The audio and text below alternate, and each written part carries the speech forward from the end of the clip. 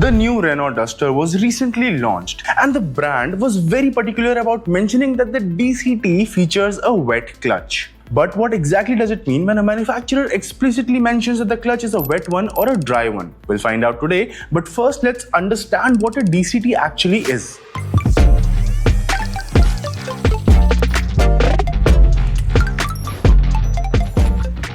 DCT stands for dual clutch transmission, and you can think of it as basically two manual gearboxes with two clutches sharing one housing controlled by electronics and actuators. One clutch handles the odd gears and the other one handles the even gears.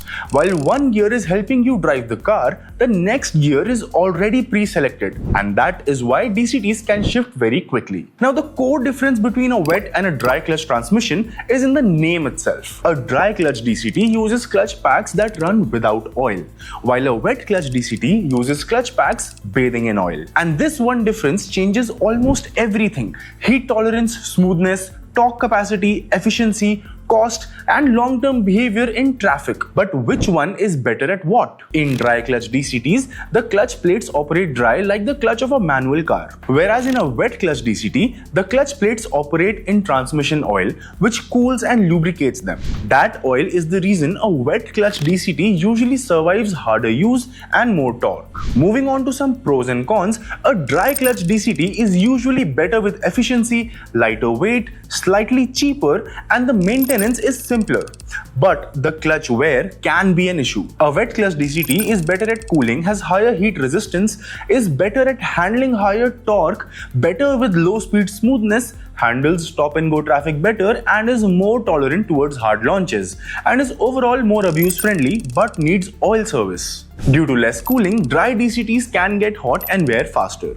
But dry DCTs usually have lower parasitic losses because the clutch is not churning through oil. This results in higher fuel efficiency numbers. Usually, driver behavior matters more, to be honest. So in conclusion, a dry clutch DCT makes sense if the car is lighter, torque output is modest, cost and efficiency matters, and usage is mostly highway, not crawling traffic. Wet clutch DCT makes sense if the car is powerful and heavy, traffic is frequent, and climate is hot. You want better robustness and you plan to drive hard. For India, especially in urban traffic, wet DCT is usually a safer bet. A dry DCT in endless crawling traffic is basically being asked to do a job it doesn't enjoy. So we know what DCTs are, but manufacturers love naming their transmissions. Take the DCA from Tata, the DSG from Volkswagen, and the PDK from Porsche, for example. How are they different from each other? DSG and DCA are families of gearboxes, not single fixed units. So two cars carrying the same transmission badge can still have meaningfully different hardware and behavior. And when the cute keyboard warriors on the internet are arguing about DSG being superior to the DCT or the DCA, they are basically mixing one transmission type with brand names. DCT is the generic architecture, a dual clutch transmission. DCA is Tata's name for its dual clutch automatic. DSG is Volkswagen's direct shift gearbox called the Direktschaltgetriebe, and the PDK is Porsche Doppelkupplungsgetriebe. So, DCT is the generic category of transmissions, while DCA, DSG, and PDK are branded implementations. Now, let's talk about what actually changes with the brand names. Tata's DCA is designed especially for Indian consumers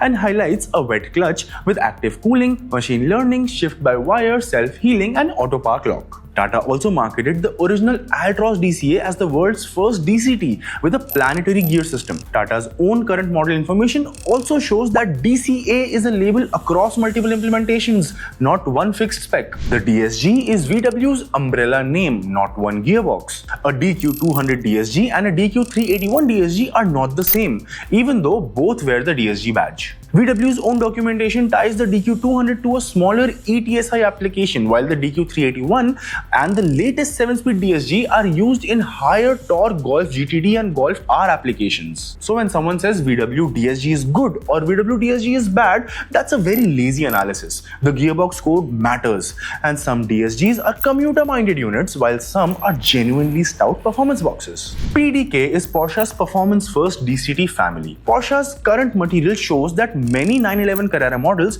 use an 8-speed PDK. The latest 911 Carrera GTS uses a strengthened 8-speed PDK with an integrated electric motor for the T-hybrid system. And Porsche still uses the 7-speed PDK version in sharper applications like the 911 GT3, the 992.2 and the 718 Spider RS. Porsche explicitly positions the PDK as racetrack honed and capable of shifts within milliseconds without interrupting the flow of power. In normal language, PDK is not just a DCT with a Porsche badge. It is Porsche's highly developed performance-led execution of the DCT idea. The real mistake is assuming these are 4 different species. They are not.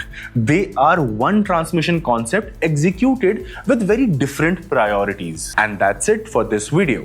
Don't forget to subscribe and follow Team-BHP for more automotive content like this. I'm Utkarsh. See you in the next one.